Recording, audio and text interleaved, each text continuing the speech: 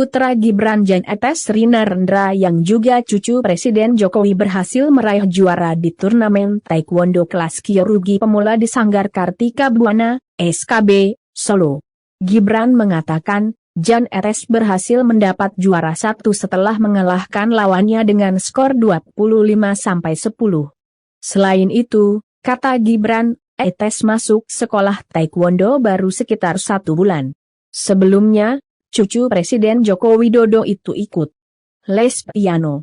Sementara itu, Gibran membenarkan, kakek Etes yaitu Presiden Joko Widodo segera menelepon untuk memberi selamat kepada Etes. Ditelepon kakeknya kemarin, kata Gibran saat ditemui di Balai Kota Solo, Senin, 15 November 2021.